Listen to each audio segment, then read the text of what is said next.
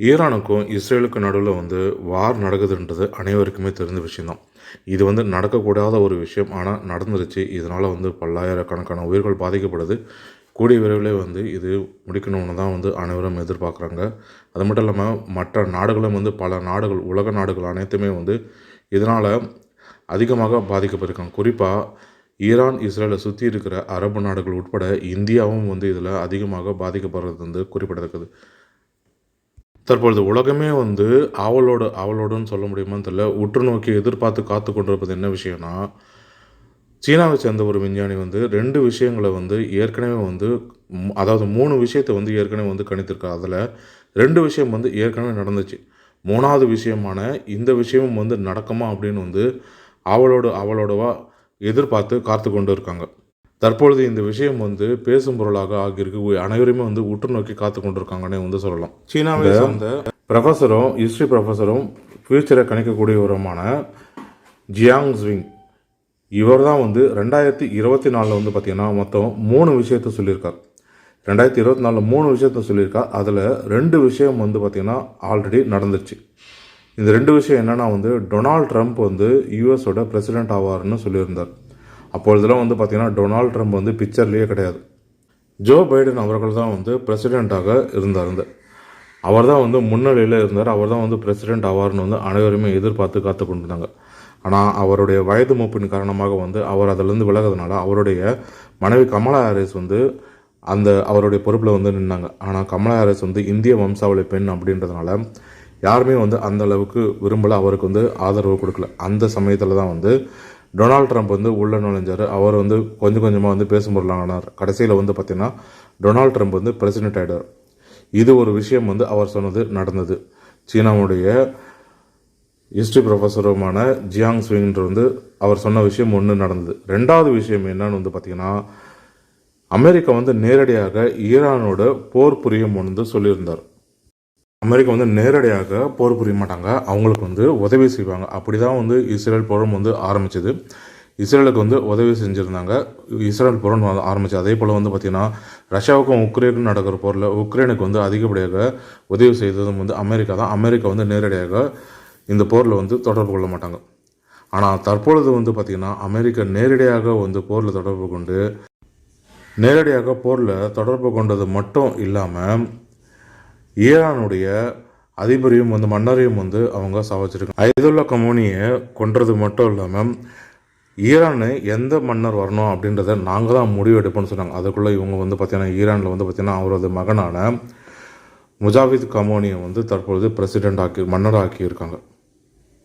கமோனி மன்னர் ஆனதுக்கு அப்புறமா பார்த்தீங்கன்னா அவர் அதிரடி மாற்றங்களை ஏற்படுத்தி போரை ஆக்ரோஷமாக உக்கிரமாக தாக்கிட்டு வராங்க. அதாவது ஜிசிசி நாடான ஈரானை சுற்றி இருக்கிற அரபு நாடுகளில் 6 ஜிசிசி நாடுகள் பார்த்திங்கன்னா அமெரிக்கா என்ன சொல்கிறாங்களோ அதை கேட்டு நடக்கும். அதாவது அமெரிக்காவுக்கு கிட்டத்தட்ட அடிமைனே சொல்லலாம் அந்த அரபு நாடுகளான 6 ஜிசிசி நாடுகள். ஈரான் மட்டும்தான் அமெரிக்கா சொல்கிறத கேட்காது. அமெரிக்காவுக்கு என்ன சொல்கிறாங்களோ அதை கேட்க மாட்டாங்க. அவங்க விருப்பப்படி தான் நடப்பாங்க. இது பல நாட்களாக, பல வருடங்களாக பார்த்திங்கன்னா அமெரிக்காவுக்கு தொல்லையாக இருந்தது. தொல்லை கொடுத்துட்டு வந்திருந்ததுன்னு சொல்லலாம். அமெரிக்கா என்ன பண்ணாங்கன்னா இந்த 6 ஜிசிசி நாடுகளில் பார்த்திங்கன்னா அங்கங்கே அவங்களுடைய இராணுவ தடங்களை அமைத்துட்டு இருந்தாங்க.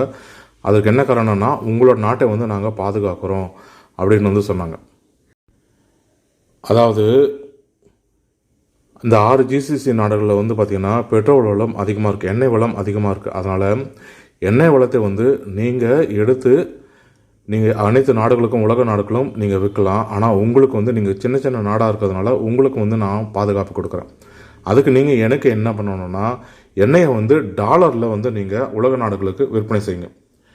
உங்கள் ரூபாய் மதிப்பில் விற்பனை செய்யாமல் டாலரில் விற்பனை செய்யுங்க. அதில் வர லாபத்தை அமெரிக்க பாண்டில் நீங்கள் முதலீடு செய்யுங்க அப்படின்னு சொல்லி பாதுகாப்பு கொடுக்குறேன்னு சொல்லி அங்கங்கே 6 ஜிசிசி நாடுகள்லையுமே பார்த்திங்கன்னா இராணுவ தளங்களை அமைத்து வந்திருந்தாங்க.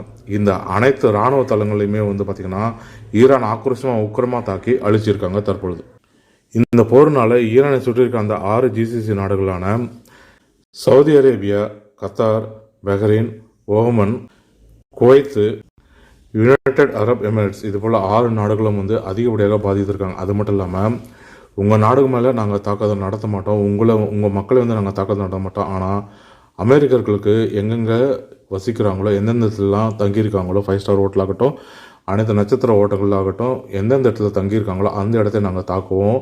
நீங்கள் அமெரிக்காவுக்கு இராணுவ தடங்களை அமைக்க திரும்பியும் வந்து இடம் கொடுத்தீங்கன்னா அங்கேயும் வந்து நாங்கள் தாக்குவோம் நம்ம வந்து சொல்லியிருக்காங்க. தற்பொழுது என்ன விஷயம்னா, இந்த சீனாவுடைய விஞ்ஞானியான ஜியாங் சுயிங் கணித்த 3வது விஷயம் என்ன அப்படின்னு வந்து பார்த்திங்கன்னா, அமெரிக்கா வந்து ஈரானிடம் தோல்வி அடையும்னு வந்து சொல்லியிருக்காரு. அமெரிக்கா வந்து ஈரானிடம் மண்டியிடும்னு வந்து சொல்லியிருக்காங்க. 2 விஷயம் வந்து பார்த்திங்கன்னா, ட்ரம்ப் வந்து அமெரிக்காவோட பிரசிடென்ட் ஆவார்னு சொன்னது ஓகே, 10ஓட 1 11ன்ற மாதிரி விஷயமா இருந்ததுன்னு சொல்லிட்டு விட்டுட்டாங்க, யாருமே வந்து கண்டுக்கல. ஈரானோட நேரடியாக போரில் அமெரிக்கா இறங்கும்னு வந்து சொல்லணும்னா சரி, அமெரிக்கா வந்து இறங்குறது வந்து பார்த்திங்கன்னா அவங்களுடைய ஆயில் வளம் இருக்குது. ஏற்கனவே வந்து வெனிசுலா மன்னரை வந்து கைது செஞ்சுட்டு வந்துட்டாங்க. வெனிசுலாவில் எண்ணெய் வளத்தை வந்து அவங்க கைப்பற்றிட்டாங்க. தற்போது என்னென்னு வந்து பார்த்திங்கன்னா, எல்லா நாட்டுக்கிட்டையும் வந்து பார்த்திங்கன்னா எங்கள்கிட்ட எண்ணெய் வளம் நாட்டுக்கு வெனிசுலாவில் வந்து ஆயில் ஃபேக்ட்ரி அமைச்சு, எண்ணெய் கிடங்கு அமைச்சு நீங்கள் உற்பத்தி செய்யுங்க அப்படின்னு வந்து எல்லா நாடையும் வந்து கேட்டிருக்காங்க. அதுக்கு வேணாம், முடியாதுன்ற மாதிரி சொல்லிவிடுறாங்க. தற்பொழுது வந்து பார்த்திங்கன்னா கடைசி பலிகடா வந்து இந்தியா போல் தெரியுது. இந்தியாவில் தற்பொழுது வந்து பார்த்திங்கன்னா ரிலையன்ஸ் வந்து அங்கே பெரிய தொகையை கொண்டு வந்து அங்கே ரிலையன்ஸ் வந்து எண்ணெய் கிடங்கு ஆரம்பிக்க போகிறதாக தற்பொழுது அமெரிக்கா அறிவிச்சிருக்காங்க. அதுக்கு ரிலையன்ஸை வந்து ஒத்துக்கிட்டு தான் சொல்லுச்சு. இவ்வளவு பொருள் செலவு செய்து அங்கே வந்து அதுவும் இந்தியாவில் இருக்கிற ஆயில் ரிஃபைனரி ஃபேக்ட்ரியை விட அதிகமானது ரிலையன்ஸ் வந்து அங்கே வெனிசுலாவில் ஆரம்பிக்க போகிறாங்க. இந்தியாவில் வெனிசுலாவில் ஏதாவது எண்ணெய் எடுக்க போகிறாங்க, ஆனால் டெக்ஸஸில் தான் வந்து அந்த ரிஃபைனரி ஆயில் ஃபேக்ட்ரியை வந்து அமைக்க போகிறாங்க. இவ்வளோ பொருள் செலவில் அங்கே அமைக்கமான்றது கேள்விக்குறி தான். இந்தியா வந்து பார்த்திங்கன்னா அதுக்கு எந்தவித பதிலும் வந்து சொல்லலை. முதலாவது வந்து பார்த்திங்கன்னா அங்கே ஆயில் வளத்தை தான் பிடிக்கிறதுக்கு இவங்க போர் எடுக்கிறாங்க அப்படின்னு வந்து ஒரு பேச்சுக்கள் வந்து, அது மட்டும் இல்லாமல் இவங்க வந்து நியூக்ளியர் பாம்லையும் வந்து இவங்க கொஞ்சம் கொஞ்சமாக இவங்ககிட்ட இருக்குது. அது மட்டும் இல்லாமல் இவங்க அதில் வந்து கொஞ்சம் கொஞ்சமாக அவங்க வலிமை அடைந்துட்டு வராங்க. அதை வந்து தடுக்கணும். அதற்காக தான் வந்து முதல்ல பேச்சு ஆரம்பித்தது. இஸ்ரேலுக்கும் ஈரானுக்கும் வந்து பேச்சு ஆரம்பித்தது. இஸ்ரேல் தான் பஞ்சாயத்து பண்ணி அனைத்து நாடுகளையும் வந்து எழுதாங்க, இவங்ககிட்ட வந்து நியூக்ளியர் சக்தி இருக்குது, அதை வந்து கம்மி பண்ணணும், அவங்கக்கிட்ட இருக்குது, அது பண்ணக்கூடாது அப்படின்றதுக்காக தான் பஞ்சாயத்து பண்ண ஆரம்பிச்சிருந்தாங்க. ஏன்னா ஏற்கனவே வந்து பார்த்திங்கன்னா வடகொரியான்றது ஓரளவுக்கு பெரிய நாடு தான். அந்த நாட்டில் வந்து பார்த்திங்கன்னா அவங்களே வந்து நியூக்ளியர் அணுசக்தியில் வந்து பார்த்திங்கன்னா அவங்க சிறந்த நாடாக இருக்காங்க. அவங்க மிகவும் வந்து வலிமையாக இருக்காங்க. அந்த நாட்டை வந்து யாருமே வந்து தொட முடியாது. ஏன்னா நியூக்ளியர் அணுசக்திக்கெல்லாம் வந்து அவங்க வந்து காப்பீடெல்லாம் வந்து வாங்கி வச்சிட்ருக்காங்க. அந்த நாட்டை வந்து யாருமே வந்து தொட முடியாது. ஏன்னா அந்த நாட்டை தொட்டால் அந்த நாடு அழியுன்றது ஒரு விஷயம் இருந்தாலும், யார் தொட்டாங்களோ அவங்களும் வந்து அழிவாங்கன்னா பல்லாயிரம் கோடிக்கணக்கில் மைல்களுக்கு மேலே வந்து அதனுடைய தாக்கம் இருக்கும். 1000 கோடி கிலோமீட்டர் வரைக்கும் இருக்கிற மக்கள் அனைவரும் வந்து அழிவாங்க, நாசமடைவாங்க. ஏன்னா ஏற்கனவே ஜப்பானில் ஹிரோஷிமா நாகசாகி 2 இடங்களும் வந்து எப்படி தாக்கப்பட்டு அழித்ததுன்னு வந்து சொல்லலாம். பல 100 ஆண்டுகள் ஆகியுமே வந்து இன்றளவுக்குமே வந்து அந்த பாதிப்பு இன்றளவுக்குமே இருந்துட்டு வந்து அந்த மண் வளத்தில் வந்து எதுவுமே வந்து முளைக்க முடியாத அளவுக்கு தற்பொழுது வரைக்கும் இருந்துட்டு வந்தது. இப்படி இருக்கும் பொழுது வந்து இதே மாதிரி ஈரானையும் விட்டால் வந்து பார்த்திங்கன்னா ஈரானும் வந்து வடகொரியா மாதிரி சக்தி வாய்ந்த நாடாக ஆகிடும் அப்படின்றது ஒரு கேள்வி. அது மட்டும் இல்லாமல் அவங்கக்கிட்ட இருக்கிற எண்ணெய் வளத்தை தற்பொழுது பிடிக்கும். எப்படி வெனிசுலா மன்னரை கைது செஞ்சு ஒரே நாளில் ஒரே இரவில் போயிட்டு வெனிசுலா மன்னர் கைது செஞ்சு வெனிசுலா பிடிச்சி ஆயில் கிடங்கையும் வந்து அவங்களுக்கு சொந்தமாக்கிட்டாங்க. அதே மாதிரி ஈரானையும் வந்து பிடிச்சிடலாம் அப்படின்னு வந்து தான் சாதாரணமாக எடை போட்டிருந்தாங்க. ஆனால் அவங்க எதிர்பார்த்த மாதிரி இல்லை. ஈரான் வந்து பார்த்திங்கன்னா அவங்க பொருளாதாரத்தில் பின்தங்கி இருந்தாலுமே வந்து அவங்க ஏற்கனவே ஹைதுல்லா கமோனி வந்து பார்த்திங்கன்னா அவரோடுக்கு நாட்டு மக்களுக்கு அந்த அளவுக்கு எதுவுமே செய்யலை. ஆனால் நம்மளை காப்பாற்றிக்குள்ள நம்மளுக்கு தகுந்த பாதுகாப்பு வேணும் அப்படின்றதுக்காக வந்து ஹைட்ரோசோனிக் மிசைல்கள், ட்ரோன்கள் இதெல்லாமே வந்து பார்த்திங்கன்னா அவங்க குடிசை தொழில் போல் வந்து செஞ்சுருக்காங்க. குடிசை தொழில் மாதிரி செஞ்சு அதை வந்து பாலைவனத்துக்கு அடியில் வந்து ஒரு பெரிய பங்களா மாதிரி ஒரு கிடங்கு மாதிரி ஆரம்பித்து உருவாக்கி அதில் வந்து அனைத்தையுமே வந்து சேமிச்சிருக்காங்க. தற்போது அவங்கக்கிட்ட வந்து பார்த்திங்கன்னா 8க்கும் மேலே வந்து ஹைட்ரோசோனிக் மிசைல்கள்லாம் இருக்குன்னு வந்து சொல்லப்படுது. இந்த ஹைட்ரோசோனிக் மிசைல்களை அழிப்பது தான் வந்து மிகவும் கடினம். அது மட்டும் இல்லாமல் தற்போது வந்து பார்த்திங்கன்னா ஏற்கனவே பழைய இப்போ 10-15 வருஷத்துக்கு முன்னாடி வந்து செஞ்சதை வந்து இப்போ நாங்கள் பயன்படுத்தியிருக்கோம். இப்போ லேட்டஸ்ட்டாக இருக்கிற டெக்னாலஜியை நாங்கள் இன்னும் பயன்படுத்த ஆரம்பிக்கலன்னு வந்து சொல்லியிருக்காங்க. இதுக்கே வந்து பார்த்திங்கன்னா ஜிசிசி நாடுகளுக்கும் அதே போல் இஸ்ரேலுக்கும் வந்து பலத்த அடியும் பட்டிருக்கு.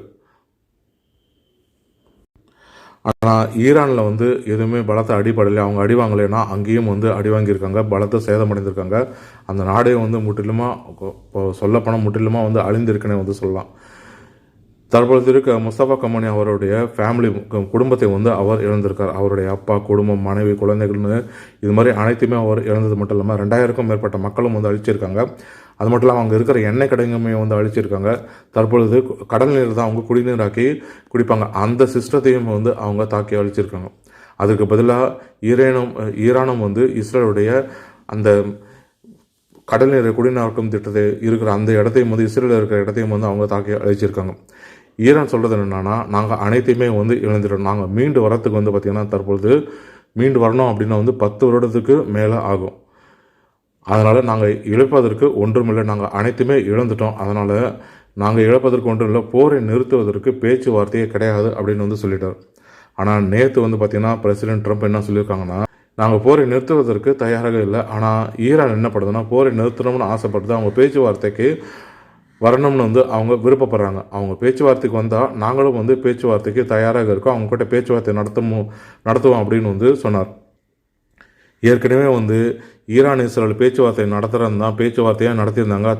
அதுக்கப்புறமா வந்து பார்த்திங்கன்னா ஈரான் இஸ்ரேலோட பேச்சுவார்த்தை நடந்து ஈரான் இஸ்ரேலோட போர் வந்து நிறுத்தப்பட்டது அப்படின்னு வந்து சொன்னார். இது எப்போனா வந்து நோபல் பரிசு அளிக்கிறதுக்கு முன்னாடி. ஆனால் நோபல் பரிசு அளித்ததுக்கு அப்புறமா என்ன பண்ணாருன்னு வந்து பார்த்திங்கன்னா போரை அவர் நேரடியாக இறங்கி போரை வந்து நடத்த தொடங்கிட்டார். ஒருவேளை ட்ரம்ப் அவருக்கு வந்து நோபல் பரிசு கொடுத்துருந்தால் ஒழுங்காக அமைதியாக இருந்திருப்பார் போல் இந்த போரெல்லாம் வந்து நடந்திருக்காது. அவருக்கு நோபல் பரிசு கிடைக்கல அப்படின்றதுனால அந்த கோபத்தில் தான் வந்து அவர் நேரடியாக வந்து போரில் இறங்கி இந்த அளவுக்கு வந்து போர் ஆக்குரமாக நடந்து இந்த அளவுக்கு சேதமும் அடைந்திருக்கு. 2025க்கான அமைதிக்கான நோபல் பரிசு பீஸ் நோபல் பிரைஸ் யாருக்கு கொடுத்தாங்க அப்படின்னு வந்து பார்த்திங்கன்னா மரியா கொரினா மச்சாடோ அப்படின்னவங்களுக்கு கொடுத்துருக்காங்க. இவங்க யாருன்னு வந்து பார்த்திங்கன்னா வெனிசுலாவை சேர்ந்த ஒரு பிரஜையாக இருக்காங்க. அதனால தான் வந்து வெனிசுலாவில் படையெடுத்து எண்ணெய் கிடங்கு கைப்பற்றதும் இல்லாமல் நோபல் பரிசையும் எடுத்துன்னு வந்துட்டாங்கன்னு வந்து தகவல் வெளியாக இருக்குது. ஒருவேளை வந்து நோபல் பரிசு அமைதிக்கான நோபல் பரிசு இவருக்கு கிடைத்திருந்தால் வந்து இந்த போரில் வந்து நடந்திருக்காமல் இருந்திருக்கலாம், இவ்வளோ வந்து இழப்புகள் இல்லாமலும் இருந்திருக்கலாம். ஆனால் அதற்காக வந்து நோபல் பிரைஸ் அமைதிக்கான நோபல் பிரைஸில் இவருக்கு கொடுக்கணும்லாம் வந்து கிடையாது. யாருமே வந்து இதுக்காக வந்து கொடுக்க மாட்டாங்க. தற்பொழுது கடைசியில் இப்படி பேச்சுவார்த்தைன்னு சொல்லி போரை நிறுத்துகிறோம், போர் நின்றுடுச்சு அப்படின்னு சொல்லி இப்படி பேச்சுவார்த்தைக்கு அழைக்கிறோம்னு சொல்லி ஏமாற்றி பின்னாடி முதுகில் குத்தின மாதிரி இவங்க போரை நேரடியாக வந்து தாக்கி அழிச்சிட்டார் ஈரானியே. ஒரு ஈரான் மன்னரை வந்து அந்தளவுக்கு கொள்வது அந்தளவுக்கு சுலபம், அவங்க அந்தளவுக்கு பாதுகாப்பாக இல்லைன்னா அவர் வந்து பார்த்திங்கன்னா ஏற்கனவே இருந்த ஹைதர்லா கமானி வந்து பார்த்திங்கன்னா அவர் 86 வயதுக்கு மேலே ஆகுது. அவர் வந்து அந்த அளவுக்கு பாதுகாப்பு வேணாம்னு சொல்லிட்டாங்க. அதுவும் அவங்க தாக்கப்பட்ட நேரத்தில் வந்து அந்த நேரத்தில் வந்து அவங்க தாக்க மாட்டாங்கன்னு அப்படின்னு தான் எண்ணியிருந்தாங்க. ஆனால் ஈரான் அமெரிக்கா வந்து எதிர்பாராத நேரத்தில் அந்த தாக்கக்கூடாத அந்த நேரத்தில் வந்து தாக்குனதுனால அவர் இறந்திருக்கார். இதனால் கோபம் கொண்ட அவரது மகனான முஸ்தபா கமானி வந்து தற்போது போரை நிறுத்துவதற்கு தயாராக நாங்கள் இல்லை, அதற்கு பேச்சுவார்த்தையும் கிடையாது, இடமும் கிடையாது, நாங்கள் எல்லாத்தையுமே வந்து எழுதிட்டோம், இழக்கிறதுக்கு நாங்கள் வேறு எதுவும் கிடையாதுன்னு வந்து சொல்லிட்டாங்க. இவர் இந்த சீனாவுடைய ஜியாங் ஸ்விங் இவர் வந்து பார்த்திங்கன்னா கணித்த 3வது விஷயம் வந்து தற்பொழுது நடக்குமோ அப்படின்னு தான் வந்து தோணுது. ஏன்னா நேற்று தான் வந்து ட்ரம்ப் பிரசிடென்ட் வந்து என்ன சொன்னார்னா, நாங்கள் பேச்சுவார்த்தைக்கு தயாராகலை, ஆனால் ஈரான் வந்து பேச்சுவார்த்தைக்கு தயாராக இருக்கிறாங்க, அவங்களுக்கு வரணும்னு வந்து விருப்பப்படுறாங்க, அவங்க வந்தால் நாங்களும் வந்து பேச்சுவார்த்தை நடப்போம்னு வந்து சொல்லியிருக்காங்க. இதற்கு காரணம் முதலாவது இங்கேயே வந்து பார்த்திங்கன்னா 90% வந்து அமெரிக்கா ஈரானை மண்டியிட்டது, அமெரிக்கா ஈரானை பார்த்து பயந்தது, அவங்களிடம் வந்து தோல்வி அடைந்ததே வந்து சொல்லலாம். அது மட்டும் இல்லாமல் அடுத்த விஷயம் என்னென்னு வந்து பார்த்திங்கன்னா ரஷ்யாவுடைய அதிபரான புட்டின் அவர்களுக்கு வந்து ரஷ்யா நாட்டுக்கும் புட்டினுக்கும் வந்து தடை விதிச்சிருந்தாங்க. ரஷ்யா வந்து எந்த நாட்டுக்கும் வந்து ஆயில் விற்கக்கூடாது, அவங்ககிட்ட இருந்து ஆயில் வாங்கக்கூடாது அப்படின்னு வந்து தடை விதிச்சிருந்தாங்க. தற்போது வந்து பார்த்திங்கன்னா அந்த தடையை வந்து நான் நீக்கிறேன் அப்படின்னு வந்து சொல்லிட்டாங்க. இதற்கு காரணம் என்னன்னு வந்து பார்த்திங்கன்னா ரஷ்யா வந்து அவங்களுடைய ரேடார் சிஸ்டம், அவங்க எந்தெந்த இடத்துல அமெரிக்க படைகள் இருக்குது, இஸ்ரேல் படைகள் இருக்குது அப்படின்ற அனைத்து விஷயத்தையும் தகவலையும் வந்து அவர்கள் ரேடார் சிஸ்டம் மூலமாக துல்லியமாக வந்து ஈரானுக்கு வழங்கிட்டு வராங்க ரஷ்யா. அது மட்டும் இல்லாமல் சைனாவும் வந்து உதவிட்டும் வராங்க, ஈரானுக்கு உதவிட்டும் வராங்க. ஆனால் ரஷ்யா வந்து நாங்கள் முழு பாதுகாப்பு தருவோம், முழு உதவி தருவோம் அப்படின்னு வந்து வெளிப்படையாக ப்ரெஸ் மீடியாவிலே வந்து புட்டின் அவர்கள் அறிவிச்சிட்ருக்காங்க. இதுதான் அவங்களுக்கு பெரும் தடையாக இருக்குது. ஈரான்கிட்ட வந்து பார்த்திங்கன்னா எந்தெந்த இதில் இருக்குது அப்படின்னு கரெக்டாக கண்டுபிடிக்கிற அந்தளவுக்கு சிஸ்டம் அவங்கக்கிட்ட இல்லைனாலும் அவங்கக்கிட்ட வந்து ட்ரோன்கள் தான் வந்து பலமாக இருக்குது, நிறைய 800க்கும் மேற்பட்ட ட்ரோன்கள் இருக்குது. ஆனால் அது இருந்தும் வந்து என்ன பிரச்சனை, அது வந்து கரெக்டாக போய் துல்லியமாக கணித்து அடிக்கணும். அதற்கு உதவி செய்கிறாங்க ரஷ்யா. ஏன்னா துபாயில் இருக்க ஒரு நட்சத்திர ஹோட்டல்லையுமே வந்து பார்த்திங்கன்னா கரெக்டாக அந்த ஃப்ளோரில் பார்த்து அவங்க அடிச்சிருக்காங்க. பெரிய பெரிய பணக்காரர்கள் அமெரிக்கர்கள் தங்கியிருக்கிற அந்த இடத்த பார்த்து அடிச்சிருக்காங்க. இதற்கெல்லாம் காரணம் வந்து துல்லியமாக தகவலை வழங்கிட்டு வராங்க ரஷ்யா. இதனால் ரஷ்யா கிட்ட ஃபோனில் என்ன பேசுனாங்க, 1 மணி நேரம் என்ன பேசுனாங்கன்றது அவங்க தற்பொழுது வரைக்கும் சீக்கிரட்டாக தான் இருக்குது. ஆனால் பேசுனதுக்கப்புறம் என்னென்னா ரஷ்யா கிட்ட இருக்கிற தடைகள்லாம் நாங்கள் விளக்குறோம் அப்படின்னு சொல்லிட்டாங்க. இது மாதிரி 2 விஷயம் வந்து தற்பொழுது நேற்று வந்து நடந்திருக்கு. இதனால் கிட்டத்தட்ட வந்து 70-90% வந்து பார்த்திங்கன்னா அமெரிக்கா இந்த போரை நிறுத்தத்துக்கு தான் பார்க்குறாங்க. அமெரிக்கா வந்து தோல்வி அடைந்ததுனே வந்து சொல்லலாம். இன்னும் முழுமையாக தோல்வி அடைந்தனாலும் வந்து விரைவில் இவர் சொல்லக்கூடிய இந்த ஜியாங் சிங் சொல்லக்கூடிய இந்த 3வது விஷயமே நடக்குமா? 2 விஷயங்கள் நடந்துச்சு. ட்ரம்ப் வந்து அதிபர் ஆவார். அடுத்தது வந்து ஈரானுடைய போரில் வந்து அமெரிக்கா நேரடியாக தொடர்பு கொள்ளும். 3வது விஷயமே நடக்குமா அப்படின்னு வந்து ஆவலாக எதிர்பார்த்து காத்து கொண்டிருக்காங்க. இந்த 3 விஷயத்தை தான் வந்து அவர் இந்த பதிவில் வந்து சொல்லியிருப்பாங்க. இவருக்கு வந்து யூடியூப் சேனல் இருக்குது. யூடியூப் சேனலில் வந்து பார்த்திங்கன்னா ப்ரெடிக்ட் ஹிஸ்ட்ரின்னு சொல்லிட்டு ஒரு யூடியூப் சேனலே இருக்குது. இந்த யூடியூப் சேனல்லே வந்து பார்த்திங்கன்னா அனைத்து விஷயத்தையுமே வந்து அவர் பகிர்ந்துட்டு வர்றார். ஜியாங் சிங்ன்றது வந்து பார்த்திங்கன்னா அவன் சீனாவுடைய ப்ரொஃபஸர். அது மட்டும் இல்லாமல் அவர் எஜுகேட்டரும் ரைட்டராகவும் இருந்துட்டு வர்றார், ஜர்னலிசமாகவும் இருந்துட்டு வர்றார். இவர் வந்து பார்த்திங்கன்னா 1976 பிறந்தாங்க. தற்பொழுது இவருக்கு ஏஜ் வந்து பார்த்திங்கன்னா 49 50 வயது ஆகுது. இவருடைய சிட்டிசன்ஷிப் வந்து பார்த்திங்கன்னா கனடா தான். இவர் சீனாவை சார்ந்து வரவங்க தான் சிட்டிசன்ஷிப் கனடா சிட்டிசன்ஷிப்பாக தான் இருக்குது. இவருடைய யூடியூப் சேனலும் வந்து பார்த்திங்கன்னா ப்ரெடிக்ட் ஹிஸ்ட்ரின்ற யூடியூப் சேனல். இந்த ப்ரெடிக்ட் ஹிஸ்ட்ரி யூடியூப் சேனலில் வந்து பார்த்திங்கன்னா கிட்டத்தட்ட 1.5 மில்லியனுக்கு மேலே சப்ஸ்கிரைபர் இருந்துட்டும் வராங்க. இதுதான் வந்து பார்த்திங்கன்னா அவருடைய யூடியூப் சேனல் ப்ரெடிக்ட் ஹிஸ்ட்ரின்ற யூடியூப் சேனல். 2024 வந்து பார்த்திங்கன்னா அவர் நிறையவே வந்து கணித்திருக்கார். இதுலேயே வந்து அவருடைய வீடியோ எல்லாமே வந்து இருக்குது. இதுலேயுமே வந்து போயிட்டு அவருடைய வீடியோக்களையுமே வந்து 2024 கழித்த வீடியோக்களையும் வந்து நீங்கள் பார்க்கலாம்.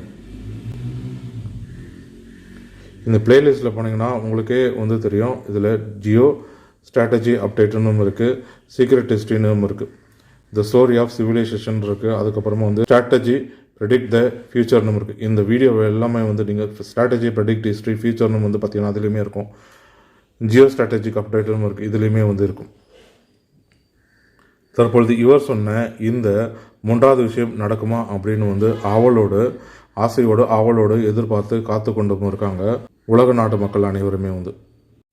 ஆனால் இது நடந்தால் வந்து அமெரிக்காவுக்கு பெரும் தோல்வியாக அமையும், அமெரிக்கா பின்னடைவாக அமையும். ஏற்கனவே வந்து பார்த்திங்கன்னா உலக நாடுகள் தற்பொழுது அமெரிக்காவை நம்ப முடியாத நாடாக கருத்து இருக்காங்க. இதற்கு காரணம் வந்து ட்ரம்ப் வந்து மாற்றி பேசுகிறது ஒரே மாதிரி இருக்கிறதில்ல. இது மாதிரி வந்து நிறைய விஷயங்கள் வெளிப்படையாக மீடியாக்கள்லேயே வந்து பார்த்திங்கன்னா மாற்றி பேசுகிறாரு. இது மாதிரிலாம் பண்ணுறாங்க. இதனால் வந்து அமெரிக்காவை தற்பொழுது இதுக்கப்புறமா வந்து உலக நாடுகள் அனைத்துமே வந்து அதை நம்பி பல விஷயங்களை வந்து அவங்களை நம்பி செய்வாங்களா அப்படின்றது வந்து தற்போது கேள்விக்குறாங்க. ஏன்னா மற்றவர்களுக்கு நடந்தது அவர்களுக்குமே வந்து நடக்கும். அதனால் வந்து இது மாதிரிலாம் இருக்கிறதுனால இது வந்து பார்த்திங்கன்னா அமெரிக்காவுக்கு பலத்த பின்னடைவு, அவமானமே வந்து சொல்லலாம், பின்னடைவுன்னு வந்து சொல்லலாம். அது மட்டும் இல்லாமல் அமெரிக்காவோட பொருளாதாரமும் வந்து பாதிக்கப்படும், இராணுவமும் வந்து பலம் இழக்கும்னு வந்து சொல்லியிருக்காரு. அதற்கேற்ற மாதிரி வந்து பார்த்திங்கன்னா ஈரான் நடத்திய அமெரிக்க இராணுவ தடங்கள் மேலே 6 GCC நாடுகள் சுற்றி இருக்கிற இராணுவ தடங்கள் மேலே நடத்தி இருக்கிற தாக்குதலில் வந்து பார்த்திங்கன்னா இராணுவ வீரர்களே வந்து பார்த்திங்கன்னா 1200க்கும் மேற்பட்ட இராணுவர்கள் கொல்லப்பட்டதாக தகவல் விழுந்திருக்கு. ஆனால் இதை வந்து இன்னுமே வந்து கன்ஃபார்ம் பண்ணல. அமெரிக்கர்கள்லாம் வந்து பார்த்திங்கன்னா இராணுவ வீரர்கள் கொல்லப்படுவது வந்து தாக்கப்படுவதும் வந்து அவங்க ஏற்றுக்கொள்ளவே மாட்டாங்க. இதனால் அவருக்கு வந்து பின்னடைவு ஏற்பட்டிருக்கு. ட்ரம்ப்புக்கு வந்து தற்பொழுது பின்னடைவு ஏற்பட்டிருக்கு. கூடிய விரைவிலே வந்து இராணுவ ஆட்சி அமையலாம் அப்படின்னு வந்து ஒரு பேச்சுக்களும் அடிப்படுது யூஎஸில். இந்த போர் வந்து விரைவில் நிறுத்தப்படலை அப்படின்னா வந்து கூடிய விரைவில் வந்து இராணுவம் வந்து ஆட்சியை பிடிக்கும். யூஎஸோட இராணுவம் வந்து யூஎஸோட ஆட்சியை பிடிக்கும். டொனால்டு ட்ரம்ப் வந்து பதவியில் வந்து விலகப்படுவார், இராணுவ ஆட்சி அங்கே அமைக்கப்படும்னு சொல்லுது. அது மட்டும் இல்லாமல் தற்பொழுது இருக்கிற அந்த கட்சியில் ஒருத்தர் வந்து பிரதமராக பிரசிடெண்ட்டாக நியமிக்கப்படுவார்னு வந்து பேச்சுக்களும் வந்து வருது. பொறுத்து தான் பார்க்கும் இவரது சொன்ன இந்த 3வது விஷயமும் நடக்குமா, இவர் சொன்னது போல் அனைத்து விஷயமும் நடக்குமா அப்படின்றதையும் வந்து ஏற்கனவே 2 விஷயம் நடந்துச்சு, 3வது விஷயம் நடக்குமான்றதை பொறுத்து தான் பார்க்கும்.